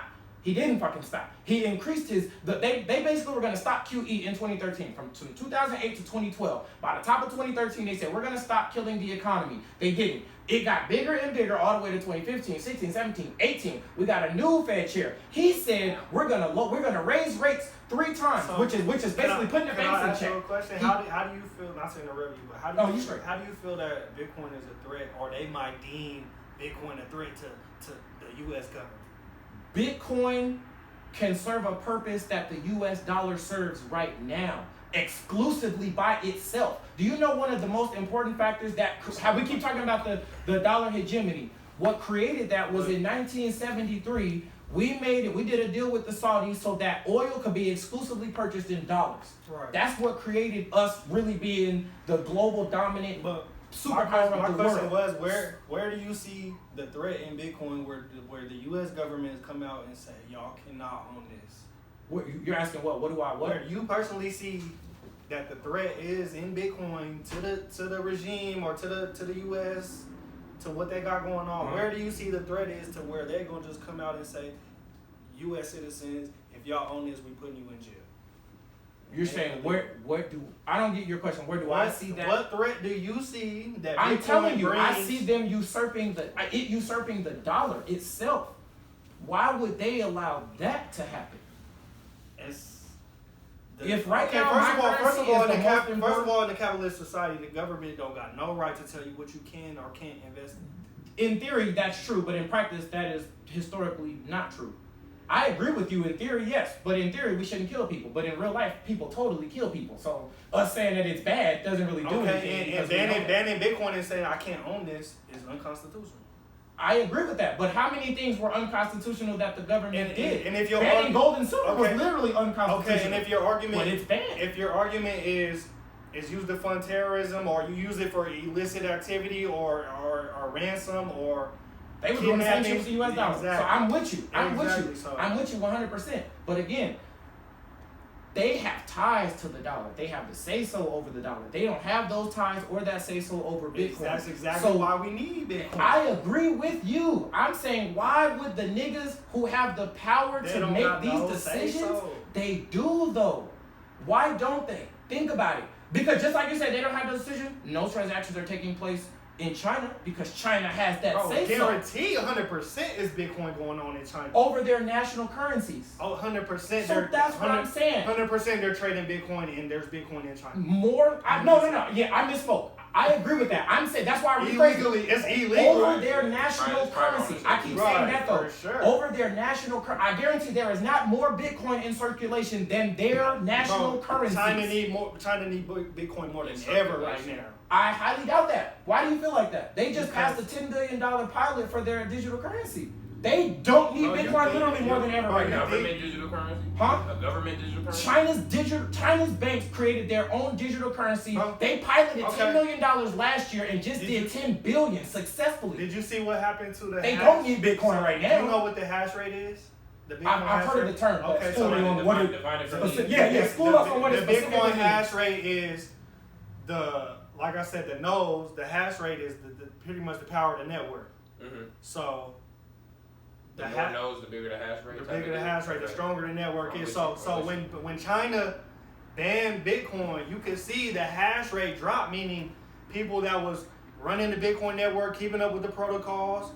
Let's say if we all running Bitcoin and 3 of us turn it off, the hash rate gonna dip because now only he running. Mm-hmm. You see, so if you look at the Bitcoin hash rate when China banned it, it was down here. Bro, we already back higher and stronger than when China banned it. Well, they banned it when the world wasn't caught on to it. And they said, no, that was this year. They banned it in 2013. I'm saying a reflection in the hash rate. Oh, well, China banned it in 2013. Bro, China banned Bitcoin 500 times. Well, the first time was in 2013. Yeah. So if you banned it in 13, why you gotta ban it in 2021? I didn't know they were still banning it. I was just saying they've been banned. Bro, they banned it. They've been banned. They probably put different restrictions on it. They put different restrictions on it in regards to their banks, but it's been banned in terms of consumers being able to handle it. It's been banned since 2013. In 2021, China probably banned Bitcoin 3 times. I agree with you. I'm not arguing that. I agree. So my thing is, if you already banned it 7 years prior, why is you still banning it? You obviously cannot ban it. There's still private ownership. Yeah. I see what you're saying. I'm not disagreeing with that. Right. None of that refutes my point, though. I agree with everything you just said. Okay. My point remains. If there are so many cool ass things about Bitcoin, and I agree there are. Okay. If I am the US dollar and I have enjoyed dominance for 80 fucking years, why would I welcome my successor? Remember, Julius Caesar. Do you know how Julius Caesar got the power? He killed his motherfucking daddy. Do you know how he lost power? His son killed his motherfucking ass. Yeah. So that said, why would I let my son come kill me? That's basically, I'm the dollar, and we killed the last reserve currency, which was the British pound. Right. We killed our dad, the British pound, and now we welcoming our son to come kill us. I agree, the son is destined for that throne. But why would the dad allow himself, invite it, welcome it? That's what I'm saying. I don't think Bitcoin's success is the US dollar's demise. I disagree. I don't. The only way you disagree is if they commingle. Which ties us back to an initial question. Let's slow it down for the people that were like, let's take it point by point. Yeah. Why do you believe that's not your belief that's not the demise of the US dollar? And then we'll get into because you got so many other countries that you got Venezuela, hyperinflation. You got Zimbabwe, hyperinflation. Okay. You got all these other countries that are suffering from hyperinflation. Are suffering from what they're going through. Okay. Me personally, I think that digital dollar, stable coins, Ethereum, that's gonna give people access to US dollars. Okay. So they're eventually gonna stop using what they're using and adopt these stable coins on these networks that are decentralized and be sending money like that. Right. US dollar coin. Right. Yeah. Gemini dollar, USDC, Tether. They're gonna be using that. Okay. Instead of what their currency, cause it's access to dollars. Like I said, these stable coins, these new inventions they're borderless. Like I agree. You get what I mean? Every single so I think if anything they come up together like. Okay, and you say. Stable coins, the dollar, and Bitcoin are all distinct. None of them are the same exact thing. Right. So if you think there has to be something that's used more than the others. There has to be a dominant. There has to be. Mm-hmm. You get what I'm saying? I'm not refuting that's the cohesion. I'm not. So you do think that the dominant currency. Bro, the dollar is the dominant currency. But that don't mean Bitcoin not going to outperform the dollar. Right. That don't mean Bitcoin not going to do hundreds of percents over the dollar. You get what I mean? Like, it could be the dominant. It's been the dominant currency, but that's not true. The dollar's been the dominant. That's not true. Okay. I thought you were talking about Bitcoin. It's been the dominant currency, but Bitcoin is up 60% year over year against the dollar. So it's like, more people using the dollar, but it's like, okay, yeah, I see what you're saying. You get me? That don't mean that creates way more people use the dollar, but Bitcoin still has this. That creates two separate things though, because the dollar will remain the dominant currency because of the stability. You feel me? Right. So you look at Bitcoin as more speculative, like as an asset to own to increase. You feel me? Your dollars. You feel me? Property. Yeah, exactly. You feel me? I look at Bitcoin as property. You don't hold cash to flip your money. Right. You hold Bitcoin. Right. And that's gonna flip your money. So you saying that's because clearly that's a whole separate thing than like a currency like a dollar. Right. So, where I get to where I think things is going was like, all right, if I got Bitcoin, I don't need to sell my Bitcoin and go spend them dollars. I'm gonna just be sending Bitcoin. we gonna be on the Bitcoin network. I go to Walmart, they gonna have a Bitcoin wallet, and I'm gonna send them Bitcoin. And I'm not gonna be paying taxes because that's not how Bitcoin works. I'm gonna pay my transaction fee, and you as the merchant might have to pay taxes for selling me something or making money, but I'm not gonna be paying no taxes. The government could find good luck taxing me. Good luck taxing me. But think about it. Think about it like this. Okay, it's a well-known fact that America is like a little brother to Britain, like governmentally. Everything that happens over there, way later it happens here. It's adopted. Just like we do everything last. QE, what saved our economy in 2008. That was started by Japan in the late 90s. That wasn't something we created. We copy everybody else. What I'm saying is this. Fuck, I just lost my point. What was I just saying? Just about this is a little brother to UK. Okay. We was talking about taxing. Do y'all remember when the IRS said they was gonna start finding $600 transactions every single time you reported it? That was in Europe years ago. That was a thing in Europe years ago. Right. They've been doing that. All banks in Europe are already sending $600 transaction reports to their parliament. That has already been a thing. They came here and said, okay, we're thinking about passing a law for the $600. That law got rejected for consumers. Right. For consumers, that law got rejected. But hold on. They reapproved the law and said consumers need to report $10,000 transactions. Yeah, that's what it is. Businesses will now report that. Bro just saying, I don't know how much dollars that is, but you think he reported that to anybody? Like, do you think anybody's making him report it? How much money that was? Do you think anybody's making him report it? Bro, I don't even ever think I see so much money. At this period, no. Which is my question. But what if that changes? Right? That's what I'm saying. Let me show you a Bitcoin transaction how it works though, because right now, look, these are global transactions. This is Bitcoin. This is all Bitcoin is. Global transactions, money being sent around the world. Right. Okay, so let's look at this transaction that just happened on this Bitcoin network. It went from this address to this address. Right. And they sent this many Bitcoin. How is you gonna tax that? It's not about taxing that. It's about what you do with that. Remember, nobody is spending Bitcoin to buy houses. They're taking the Bitcoin to go get US dollars to then buy the house. Government could easily say, we're taxing that. That's what they're doing now. Exactly. Right, so you can get taxed is what I'm saying. You can be taxed on the transactions that you make. Your wallet-to-wallet transactions are not taxed. Or not. No, they don't have any way to even access that information. The second you have to transfer that to US dollars in order to make a purchase. To live your life, to pay your fucking bills. You're not paying electricity bills in Bitcoin. You're paying that shit in US dollars. They're going to tax that. Because it's now currency. Because it's now national currency. And even if they... With no capital gains tax. But you got property taxes though. No property taxes. Is that true? That's confirmed? That's a fact. That's awesome. Going back to if businesses were all on their same Bitcoin networks, if a government makes it illegal for a business to even have it or accept Bitcoin, remember, they literally did it. I'm not imagining a hypothetical scenario that's unrealistic. I'm telling you something that happened in your parents' lifetimes. Right. The government did something so corrupt. Oh, for sure. Why can't it happen again? Okay, let's do it. Is what I'm saying. I'm not making this up. We can talk extreme cases. Okay, so let's say I never have to sell back for dollars again. Why did the government allow that though? The government has to allow that. They have no choice. Why? How don't they? For the U.S. dollar to never be used again, the government don't got no say so in that. All that has to happen is for people to stop using the dollar. Is people to accept Bitcoin. Right? Why would they stop using the dollar though? There has to be something that happens. Because I'm accepting Bitcoin. I'm not accepting They also accept dollars. So why would just because you started accepting Bitcoin doesn't mean I'm going to stop using dollars that you've already been accepting. Listen, bro, we talking extremes. Okay. I'm not accepting dollars. There has to be a reason though. Give me a reason in your extreme. Because I'm accepting Bitcoin.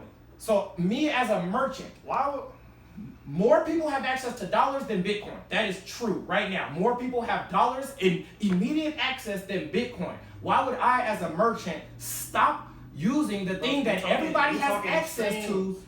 But that doesn't mean I can ask a question. Even in the extreme, it has to make sense. You can't just say this is an extreme scenario with no explanation to it. But in that extreme scenario, Why are they no longer using dollars? Because it's an inflationary currency. It's been inflationary and niggas still use it though. Okay. That matters. I'm playing devil's advocate because that matters. Let me get this. Let me just go ahead. So, in this extreme situation, none of us is accepting dollars. We want Bitcoin. We transacting on the Bitcoin network, meaning when you send him money, you sending him Bitcoin. When we all sending Bitcoin. Right. We never go in and out of cash, back to Bitcoin. We staying in Bitcoin. Understood. Now, what are you gonna do to live your life? You can't buy oil in Bitcoin. You can't buy groceries in Bitcoin. Because then if you are, then that means you are making structural changes which start with the government. Remember, how I just said, why is the US dollar in sole power right now? Because in 1973, they remember, Saudis produce all the oil damn near on Earth. They produce damn near all the oil on Earth. There's oil everywhere. America has its own oil that's already in the ground. The oil that they use on a day-to-day fucking basis that's at all these gas stations come from them niggas. The government made it so that oil could only be purchased in US dollars in the whole world. So if niggas is using Bitcoin, how are you putting gas in your car when the law already exists that you need dollars? Let's say I'm a gas owner or I'm a gas station But you owner. don't own the gas. You are licensed the gas from the Saudis who have to deal with the US government. That's what I'm saying. How are you gonna just stop using dollars when it is structural that you can only imperative that you use the dollar? You will only thrive if you use the US dollar. That's how business in America works. You will only thrive if you use the US dollar. So I'm gonna only have dollars when I need to buy some gas. So when you exchange your Bitcoin for those dollars that you need to buy gas, you're gonna get taxed, which was the whole point. That's when you're vulnerable to taxation. Which is what I'm saying. And all it takes is a financial institution to report that. But my point is, if I'm transacting in Bitcoin, let's say I'm in El Salvador right now as a U.S. citizen, visiting, transacting in Bitcoin, because you can buy your gas, you can pay your Airbnb, you can, let's say you got a ticket out there, you can pay it in Bitcoin. I'm transacting on the Bitcoin network. They're turning that Bitcoin into dollars as well. They're doing it. That's what we're talking about. I'm talking about, bros. I'm in El Salvador right now on a trip, vacation, living it up, doing my thing. I didn't bring no dollars with me. I got my Bitcoin. Right. I might go to your restaurant and eat. I'm sending you Bitcoin because you accept it. Right. I might buy some gas for my car, and I'm paying in Bitcoin. I might have bro pick me up an Uber. He take me on a tour. I'm paying in Bitcoin. The whole time I'm never coming out of this system. Right. I'm staying on the Bitcoin network. Right. People have that option, bro. That's true. It's an option to sell back for cash. Agreed. And it's not in some places. You are talking about visiting a place who uses the US dollar as their national currency and also uses Bitcoin. It would be super easy to do whatever. But if you don't have that luxury and you are elsewhere, you are bound by a government's rules in terms of what you can use. Just like how we talked about Zimbabwe. Do you know that Zimbabwe was the national currency? It's like a reserve currency of all of Africa. Right, exactly. And they crumbled, even though they had their own say-so. They use Bitcoin, and it has not helped their financial situation at all. Venezuela is one of the largest oil producers in the world and is going through the worst hyperinflation on earth right now. Right. So what solves that? Oh shit, I don't got that answer, bro. That's what I'm saying. But what I'm saying is, all right, if I'm on the Bitcoin network, transaction on the Bitcoin network, I'm not in the banking system. I'm not in the euros. I'm not in y'all system. You are in the banking system. I'm not in the banking system, bro. You are in like a DeFi banking if you want to go that route. If you want to say you're not in traditional, but you are, because who is monitoring these? The same institutions that fuck with banks. That's a fact. We can monitor the Bitcoin transactions right now all over the world. So is the conversation that we're having right now strictly about taxation? Look, bros, they just moved 40 Bitcoin. They tell you, look, this transaction was broadcast to the Bitcoin network on January 8th, 2022. The transaction is currently unconfirmed by the network. At the time this transaction was 40 Bitcoin, was sent with the value of $1.6 million. You feel me? And look, what else it say? Yeah, they transacting on the Bitcoin network, bro. He ain't send you dollars. He sent you Bitcoin. Right. But he didn't But in spend a order penny to of that survive yet in either. the world, you have to Spend that, turn it into dollars. to US dollars. He can't do anything with $1.6 million of Bitcoin. Bro, if I send Darius a Bitcoin right now, he can't do shit with it except best turn it into believe dollars. he can. He can't go pay Why his he bills. can't? He can't pay none of his bills with Okay. that. He can't. Go send Nevada. Go send any electrical. Go send anybody a Bitcoin to do a service for you right now. That is a fact that you cannot. Bro. That is a fact. You send me, okay, like you said, you send me one Bitcoin. Go pay your What rent can right I now what with can I Bitcoin. what Do can it I right now. Like what? Pay your That's car why insurance you're with saying you Bitcoin. can't pay You your- can't. You pay need to your turn it bills into with Bitcoin. dollars first, which makes you fully susceptible to dollars. You fully susceptible to the government's word now because you need to be. Bro, he don't. I can't go buy a light bulb at Walmart with my point Bitcoin is, right now. Bro, my point is he don't have to change it back for dollars. How If you can wanna buy you say something, he you do can't that. when he needs to Not live? if the merchant is accepting. But that's not what's the case right now. Why not? You got It's merchants. true. You got merchants that accept, bro. You got merchants. There are way more that don't than do. That's true. But we're moving towards it, bro. We're like less than 10% adoption. Crypto I adoption. agree. I agree. Less than 10%. There is an entity that could keep it from getting to 11%. That is my point. No. I am not saying I want the government to keep Bitcoin from getting to where it is, but I'm saying It's possible. it's possible. It's The same dare way, I say likely. The same way that the government can come in, as we just seen in the last year or two, and come in and say your business can't conduct itself if you don't require everyone entering to wear a mask. Right. They can do that same thing. You're not allowed to conduct any business with anyone trying to pay you in Bitcoin. You feel me? Only you have to do this. You have to use US dollars to conduct business. You have to sell your goods, whatever that may be, for US dollars. But right now, that's not the case either. Maybe in China, well, what isn't the case? that the That you- government's that you saying you have to accept dollars. Only dollars. Yeah, it's not the case right now, but it totally could be the case. And it was the case for the better part of 80 years. There's been nothing else you could use but US dollars for pretty much the whole world until Bitcoin just came about. So they did say that you had to use that. It has happened. I don't think they said you had to use it. What else were you It was gonna just do? a monopoly. Okay, on it's money. just like the mask. On the money. It's just like the mask. That's all wordplay. The government has not said, Darius, you need to wear a mask. They said, if you don't wear a mask, you can't go there, you can't do that, can't do that, can't do that. So yeah, if we play semantics, they didn't literally say you can't. They totally fucked life up for you if you didn't comply, though, which essentially is saying that you need to do this. But nobody- Your life, think about it. If you don't You use ever US been- dollars in 1982, you don't use US dollars. Do you have a house? No. Do you have a car? No. How are you gonna work? How are you gonna get clothes? How are you gonna feed your kids? You don't got nothing if you're not using US dollars. So no. Let's The say he was government- accepting gold though.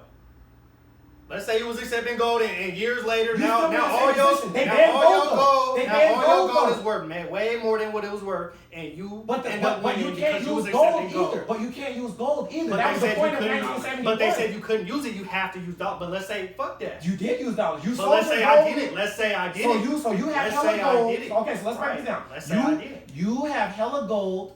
The government is saying you can only use US dollars. How do you proceed with life? Bro, you still get dollars. I'm How? pretty sure I can How? sell my gold. I just sell said my that. gold. On the private market, you can sell it. You can't use it to buy shit. You can sell it for I bet- money. I bet you I can buy somebody that's gonna take that gold. On the private market, yes, you Oh, you cannot gonna find someone go. that's You gonna can't take go that to gold. any merchant. I I'm don't not care what arguing they say. that. We can't use it. I'm Yeah, yeah. bro, I'm gonna find Yes, someone I that's gonna agree take with my that. gold. I'm not for arguing sure. that though. I'm talking No, about. I can in a find somebody merchant. that's gonna give me some gas for this gold. Fuck what they talking about. That's We can only not fuck true. what they I talking don't about. know about gas. What gas station? Where you gonna go? Bro, where You gonna biggest niggas finna risk their life for your $20 of Gas gas? is different because They gonna risk their whole business for you for your $20 of gas? Bro, my point is, I'm gonna be able to spend They that finna risk gold losing their or life get the just dollars for I $20 need. Y'all fucking talking over each other Bro, right now. my point is, I'm gonna be able to spend that gold or get the dollars I need, regardless of what the government say. Wait, say that again. I was talking to her. My bad. I'm gonna be able to get the dollars I need, or spend that gold, or sell it for some dollars, regardless of what they say. I agree. I'ma always- My point is this: you keep going back into dollars, though. Nothing you say before that matters if on the end you are using US dollars. Right. Nothing else matters. If you got Bitcoin and turn it into dollars, I'm right. If you got gold and turn it into dollars, I'm right. It's Nothing not you said about- before it's that not matters about being because you right or end up wrong, with though. dollars. It is though. I'm breaking down a process in terms of why something can exist or why it can't. You keep saying none of that matters. If I just got this, I can only use this. I'm saying In 1982, you that. couldn't go get gas with gold. You could not. You couldn't dollars, go though. get clothes Get with dollars, gold. though. On the private market, yes. If I went to a personal nigga that I know, yes. You could not. Do you know what a mint is? You could not go to the U.S. Mint, which used to be legal from 1972. I mean, from 1792 to 1971. There was a U.S. Mint that you could go to and turn coins into money. You could actually do that. And then one day you fucking couldn't, which literally means that you are stuck. You can't do anything. So yeah, on the private market, if I got $100 in gold, yes, I can go to Malaysia and go, hey, man, you got $100? I got $100 worth of gold. But then we go into, how do you even know it's $100 worth of gold? Bro, how do you know the measurement of it? Right now when you start thinking about the logistics of it. Let me just say this. If I had Bitcoin, I would have access to dollars, any type of dollar I want. I can exchange it anytime, any second. There's global liquidity. I agree with that. Any second I agree with that. But you're using dollars in the end, so nothing about Bitcoin even matters if when the transaction is officially complete, it's in dollars. Nothing about Bitcoin matters. I don't give a fuck about none of the Bitcoin node, none of that shit, the 1.6 million. If I turn that shit into US dollars in the end and then bought a house and a Ferrari and a boat, fuck the fact that it was $1.6 million of Bitcoin. It didn't buy me shit when it was Bitcoin. It bought me shit as US dollars. That is what I'm saying. I agree with what you're saying. Do you not understand that Bitcoin is priced in dollars? I know that. So what do you mean that your Bitcoin not worth nothing? It's priced in dollars. Bitcoin gets you dollars. Bitcoin by itself is not worth anything. Bro, the fact that it's priced in dollars is the value. It's priced in I dollars. don't really think about it. It's just like gold. Nobody would really want gold if there weren't other uses for it. If gold was just gold, nobody would want it. They want it because it's another use for the shit. There's value in Bitcoin because I can go get something else more valuable with it. That's why you derive the utility. No, but Bitcoin does not derive utility in its inherent existence because it doesn't do anything. The utility is derived from the fact that you get to spend it. The fact that it might increase in value. That is the utility. Increase in the value relative to what? Just like you just said, it's priced in Bitcoin. So that means if I'm deriving value from something priced in US dollars, my utility, my satisfaction is not deriving from the Bitcoin, it's deriving from the US dollars I could get from that Bitcoin. That's what I'm saying. So it doesn't have that value if when it's all said and done. Y'all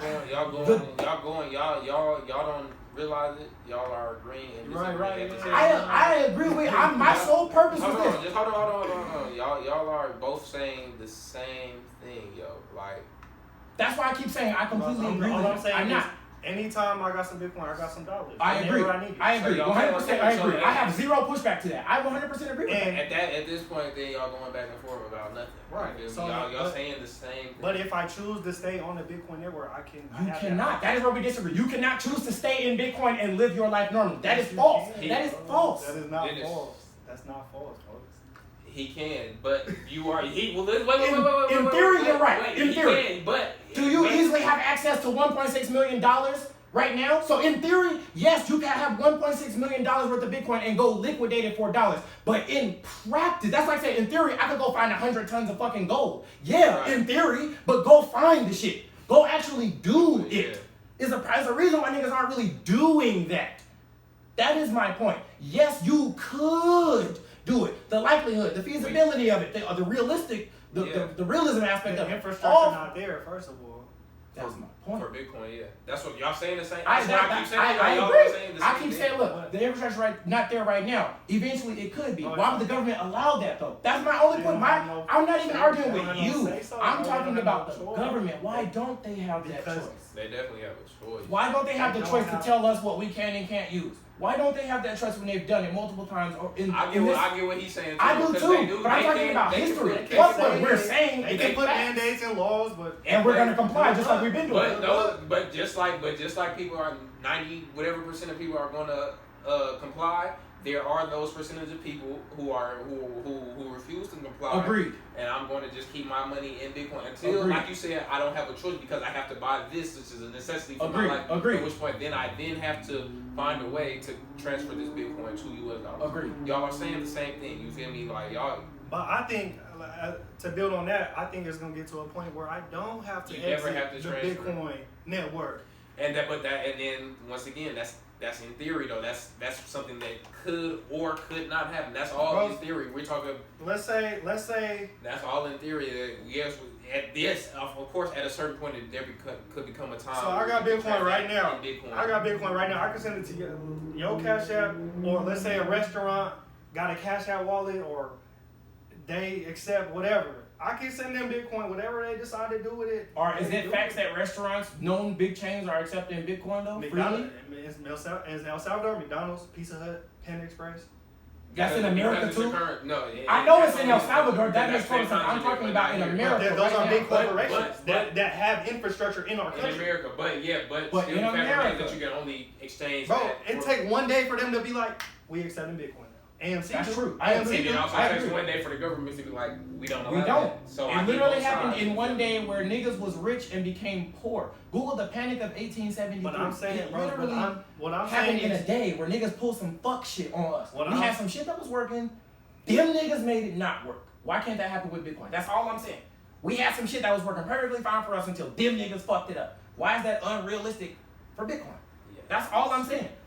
I'm not disagreeing with anything you're saying up until you get to the point where you feel like you can exclusively be on Bitcoin. At that moment, we disagree. You can be on it as long as you want up until there's something that needs to be done majorly. You can't go get a medical operation with Bitcoin.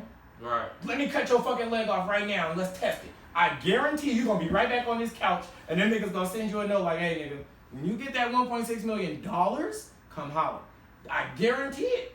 That is what I'm saying. When you will reach a point. Bro, I understand what you're saying. But what I am saying is, it's going to get to a point where I don't have to leave the Bitcoin network. I don't care what your law is. That is a possibility. I agree with that. I don't care what your mandate is. The only way that's possible is if the government allows it to be possible.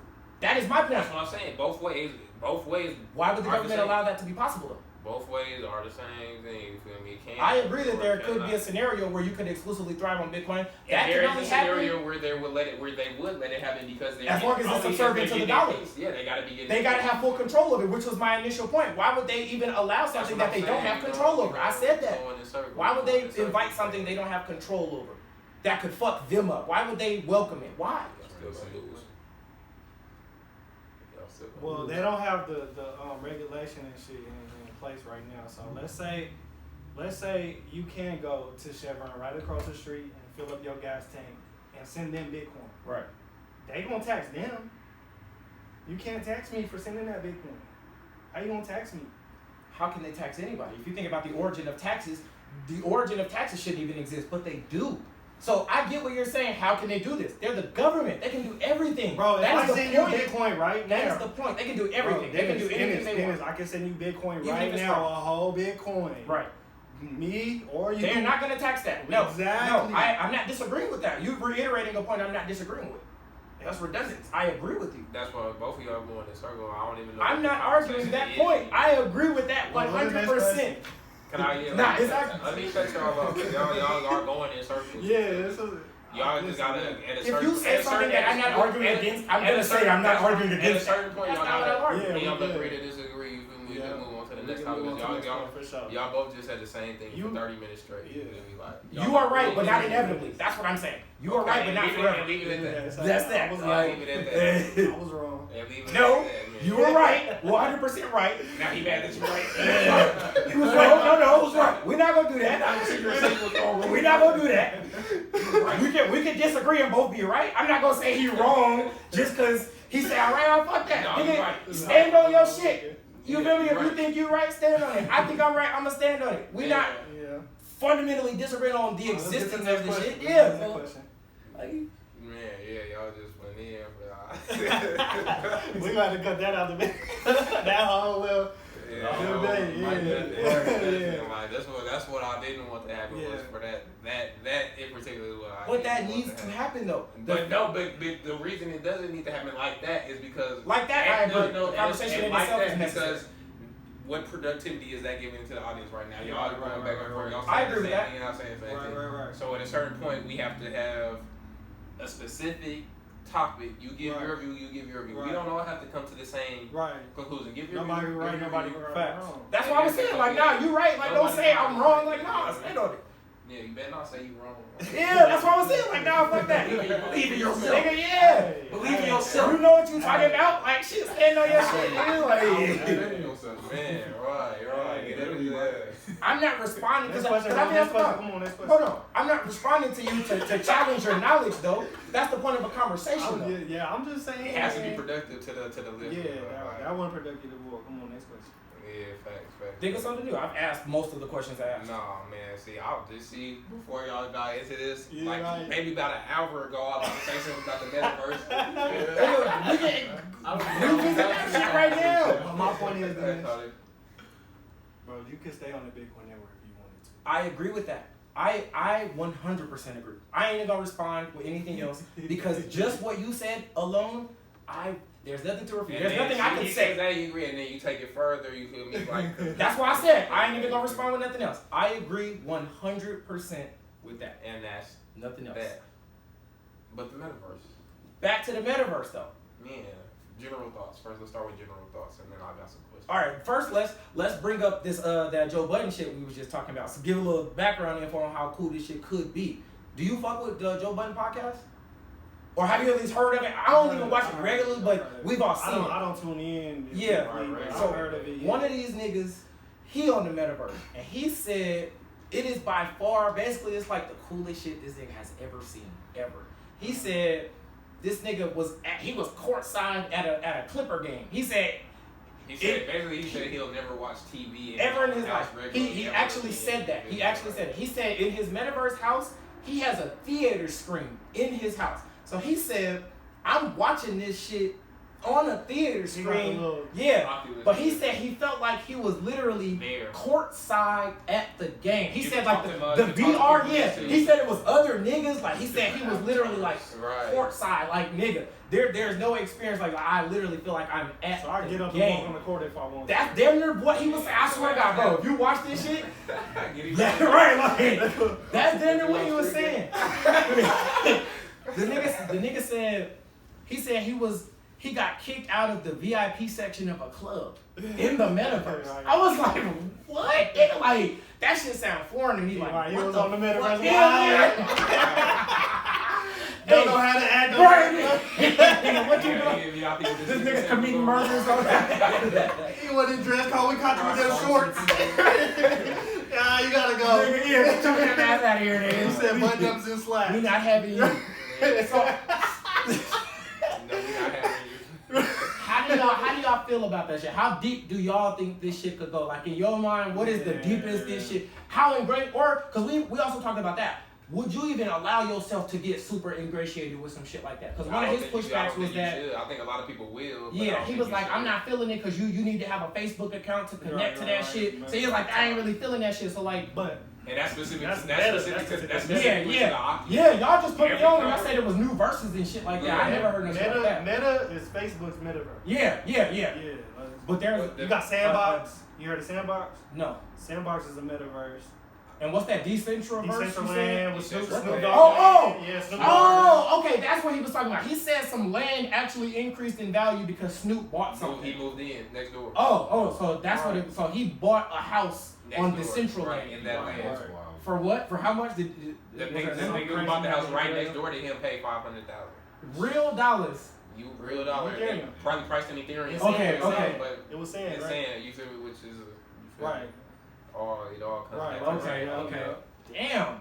That is fucking crazy. That's ridiculous. Mm-hmm. But that's what, last time we had the conversation, I was a little bit too anti-metaverse. I've learned a lot since then, you feel me? I've had conversations with other people, you feel me? And shit like that, like being able to be courtside at a game, stuff like that, crazy. Very valuable.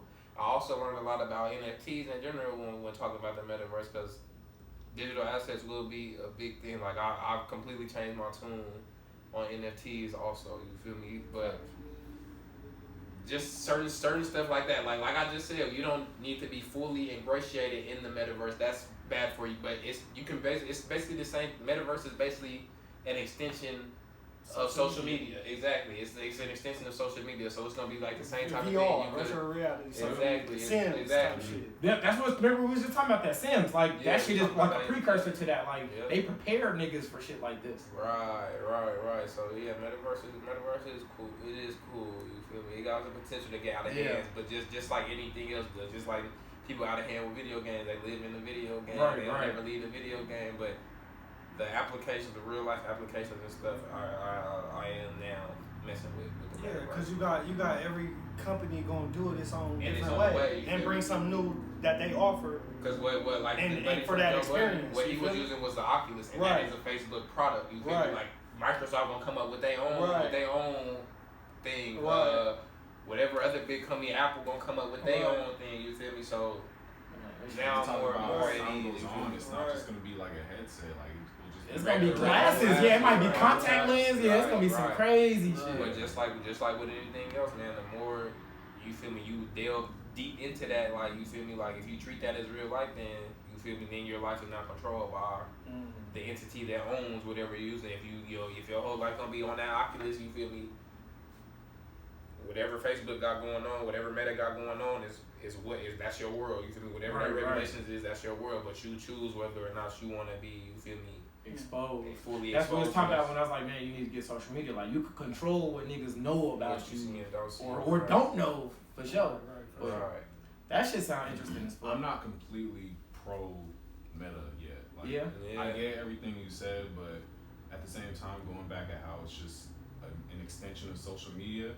Social media is made to be addictive. So what's to stop the metaverse from being addictive? Oh yeah, it's for sure gonna be addictive. Like people, it's gonna be designed for people to not want to take that shit off. It's about, but it's just why you got them on? Why you got them on? You making them money type shit. Facts. Yeah, right. Facts. But it just that's why I say it comes back down to self control. You feel me? Like you gotta stay grounded in yourself. You feel me? And want to like experience like the real world. You feel me? Be one with nature and shit. But I for sure see a place for it in the world. You know. Like, for sure, a place for it. That. Because like I said, when we talked about it, metaverse in the previous episode, I was like, I don't got no pros, you feel me? But like I said, my tune to change, you feel me? Like I see its place now. Right. Now that it's more like some video game type of thing rather than just like. Right. And then you got them people that's gonna be on the metaverse every day, all day. 24/7. You got them people that might hop on once a week. Yeah. You got them people that hopping on because business. Right. You feel me? Like and they not addicted to it. They got a real purpose for it. Right. I'm only going on there to make money. Fact. Spend money, be buying, you feel me, virtual Gucci and shit. None of that. I'm going on there to make money. I'm going on there to maybe I need to sell an NFT. We throwing events on the metaverse. You feel me? Right. Yeah. So I get both sides now. I can definitely say that for sure. Like Snoop might be able to charge people to come in his metaverse house. And he got all his one-on-one NFTs on the wall. I don't know how it works, bro. I'm making this shit up. No, it's somebody's house. You said what? Would you be able to break in somebody's house? I don't think so. I don't think that's how. Could you go to real jail? Real jail for an NFT. It's probably like, all right, you probably walking on the street where Snoop house. Let's say this Snoop house. You walk up to it, it's like, oh, it's .01 Ethereum, and you can go in. Right. Yeah. That'd be hard. And you can see all his shit on the wall, all the shit. Yeah, that'd be hard. That's crazy as fuck. Like, that's a fact. Pay .00 something Ethereum and boom, you in Snoop's house. You can't touch nothing, take nothing off the wall. Yeah, you ain't stealing shit. You can look at it, right? Look your ass off on you. You touch anything, you have been banned from Meta. They're gonna deactivate your shit, your headset. Like, fuck your whole life up. Electroshock you. Right.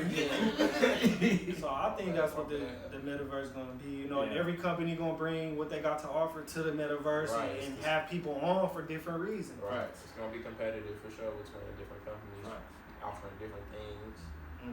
People to participate in their version of the metaverse. You feel me? Right. And they little take on the metaverse. It's gonna be like the little Snapchat avatars, like. You know they got the little avatars and that's the same shit we was talking about, like in intense. You have your little avatar and like the Wii and all of that. Yeah. Go out there and go crazy in the metaverse, man. No, that's dope. That's something I definitely can mess with, man. I'll definitely can mess with that. I'll definitely be. And you feel me? That's having a conversation. Also, I want to hear y'all opinion on this. Like we was talking about being courtside at like an NBA game. Now imagine. Like T-Mobile Arena, T-Mobile Arena, with the capacity of 19,000 type shit. Where now, me as a franchise owner, now I can sell 6 million tickets as opposed to 18,000. Now I can sell 6 million tickets. Like everybody can be virtually courtside at this game as opposed to me selling this 18,000. And we packing out the house. And we packing out the real. Right. But it's the same thing, and because you feel me, the Oculus ain't no like it ain't no old school shit looking crazy like you playing ping pong or whatever that game was. Like it really looked like you there. Like you see niggas sweating like. Niggas falling into you and like saving the ball into you. Like people gonna pay for that. Like that's a way for to monetize your franchise to the next level. But my whole thing was they gotta be innovative to where I can't just turn it on in the TV and watch it like that. Like, but that is the innovation though. That is the innovation though. It really where you really feel like you courtside like people falling in it. You could once you because listen to this part though.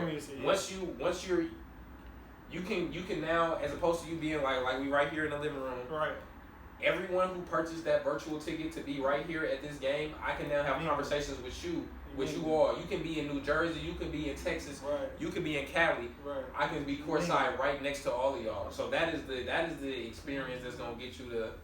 You really feel like you there. You feel me? Like you said, you could run on the court. You can't do that. You run on the court right here in this living room, nigga. I'm on you. Right. But that's the experience they selling.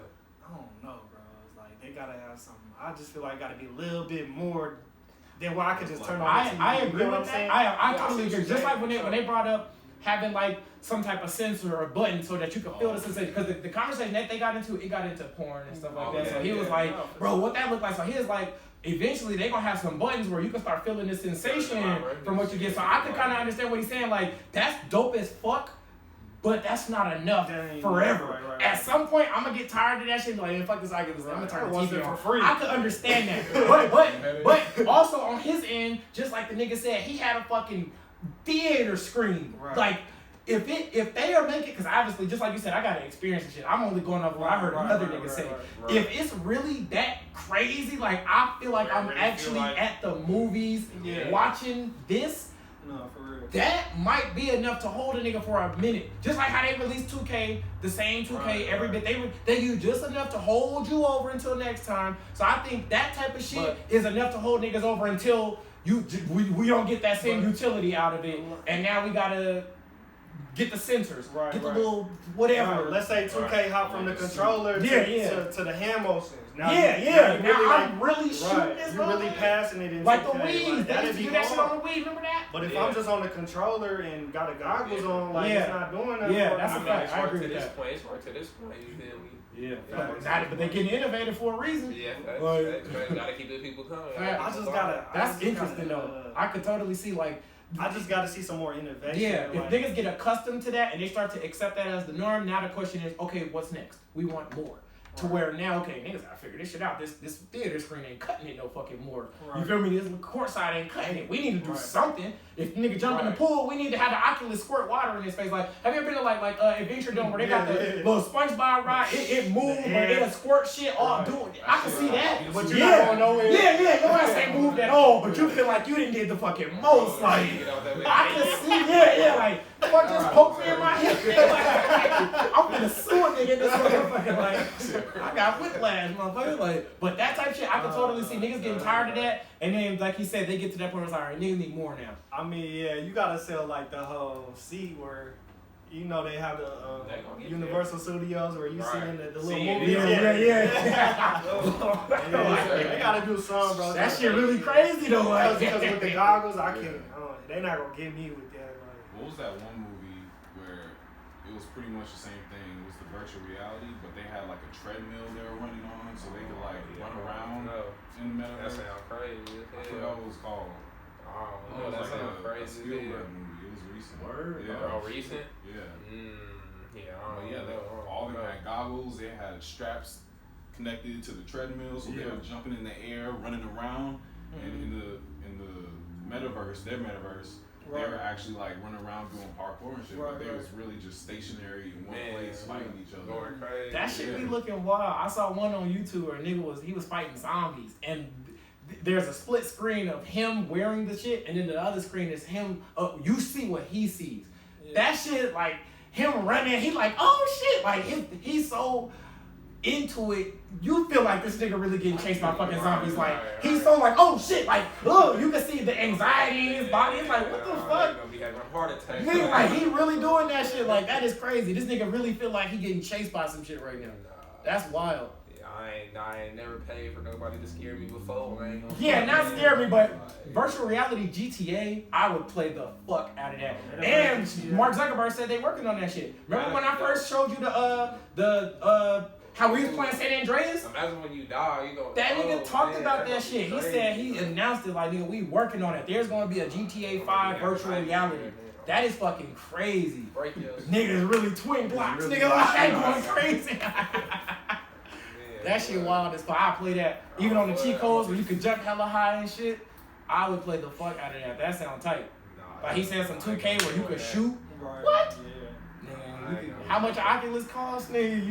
You can get my money. I feel like if they made it more interactive, like as far as like you moving around and you know that'll help out a little bit. Cause think about how we do shit now. We just playing the game, moving our fingers. Right. Like, if we could get some way for the kids to, you know, we already out of shape and obese, like, you know, to squat down to pick up that gun, you really gotta squat down type shit, you know. To go prone, you really gotta get on the floor, like. That could be interesting. You know, I would want to see something like that. Yeah, you really gotta have space in your crib. You know, just put it in a room. No, just put it in a room. No, like, in your studio apartment, you're gonna be looking crazy trying to. Pro, you know, we knocking your TV wall. Like the boxing game, you really gotta throw that hook, you know. Like I would want to see that. I would play that shit. You really gotta duck. Shoulder roll. Yeah, Madden, you really gotta throw the ball. That shit exists. Have y'all seen that? Peyton Manning was playing that shit. Did y'all see that? No. This nigga Peyton Manning was on like some esports campaign, and the nigga threw a perfect touchdown. He really got to backpedal. You really got to do the drop back and throw. This was like 3 days. I just seen this shit. He was really the whole line. It's a whole O-line. He is literally the quarterback. Like it literally looked like this nigga is quarterbacking. He was sitting there. This nigga's running at him. You got to throw your arm a certain height so the ball has a perfect trajectory. You could really fuck around and throw an incomplete pass or a pick. He happened to, the nigga caught that shit for a touchdown. But that shit is watching it, niggas is jumping. It was like, what the fuck? That shit is actually effective. I seen a video not too long ago on YouTube where it was a dude, like just some random Joe Schmo, you feel me? Like he was on the, you know, they got the driver simulators. Like he had the whole shit, the chair shaking. He got the steering wheel. Oh, word. They took him and they put him in a real drift car. And he outperformed the actual drifter. Yeah. Like he was leading like they did like 2 laps together where the actual drifter was like in the passenger seat trying to like tell him, but he's like, shit, I don't gotta tell you nothing. Like you really game. going crazy. Right. So they got in 2 separate cars, and Brody was like leading the way, like drifting all crazy across the track. And he had never been in no car like that in his life. After they finished, he was like, man, this is like a dream come true.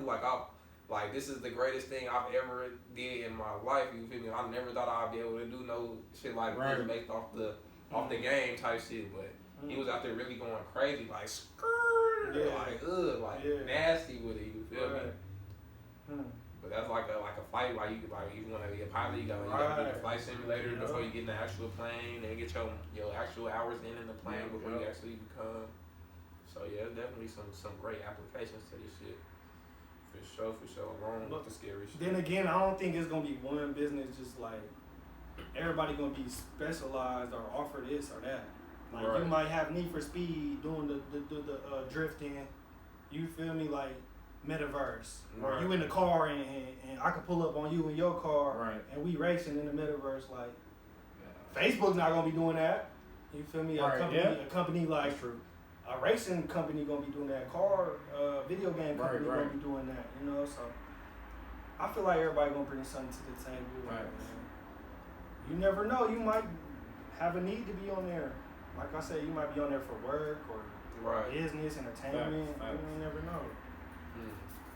Yeah, everybody working from home and now shit anyway, so I could definitely see something like that going on for sure. Right. For sure. Yeah, have a we get virtually in the conference room. Right. Virtual court. Yeah, right. Virtual court. Man, that's crazy. Definitely not showing up. That's crazy. I'm definitely not going virtual court. Vito, Virtual DMV is genius. That would be dope. That's genius. Man, you still waiting in line for 4 hours though? Like in your house. Right. I got the headset down. Right. The head still start vibrating when it's your turn. Oh. Shit die when you get in front of them. That shit crazy, yo. That shit crazy, though, man. But shit, man. Y'all got anything else? No, I might wrap him up. No, yeah, we 3 hours deep in this thing, man. Great. But yeah, so we want to definitely thank you for pulling up, man, having the conversation. Facts, always, man. Sure. Niggas definitely gotta schedule this regular though. We are trying to either stick to every Tuesday or move it to officially stick to every Saturday. Right now we've been doing the Saturdays, that's been working, but we previously have been doing every Tuesday. My point is this, niggas gotta find a way to get you back. Not necessarily every single weekend if you got shit to do, like niggas got lives, you feel me? But whenever you can, like when you are free, definitely look to pull up. Like whenever nigga, I got a free weekend, I ain't got shit to do. Nigga, we definitely are going to be shooting the podcast. If you ain't got shit to do, definitely come film with us type shit. Like whenever you feel like, oh shit, I got a weekend to spare type shit, like nigga, slide. That's a fact. So yeah, it's again episode 7 of the gods in the footsteps, man. The one and only. Appreciate y'all for tuning in. As always, like, comment, subscribe, man. Check us out on all audio platforms, from SoundCloud to Spotify to Apple to wherever you find your podcast, man. Check us out, audio, YouTube, everything, man. Like, comment, subscribe. Tell us what's good. Tell us what it ain't, man. And that's just what it is, man. I'm Big Diesel, Darius, Bella Flair, the one and the only. The Weeds, the Ooch, the living legend. Yes, sir. Melly J, get here with the melee. Hey, okay. You got the biggest hustler of the year. You feel me? 2 years in a row. Easy. 2 years running. Going for 3. You right. Facts. Right. Keep the streak. Yeah. You can find me on Twitter, Coolestjew. You feel me? I post all my finance, everything finance related on there. I ain't playing on there. You feel me? We get money. All right. So just tune in. All right. Coolestjew, you want to spell that? COOITSJU. Yeah, in there. And that's what it is, man. Thank y'all for joining us for another episode, a debate, a conversation. You feel me? All of the above, man. Until next time, it's the guys. And that's that. And that's that, man. I guess we're 3 hours.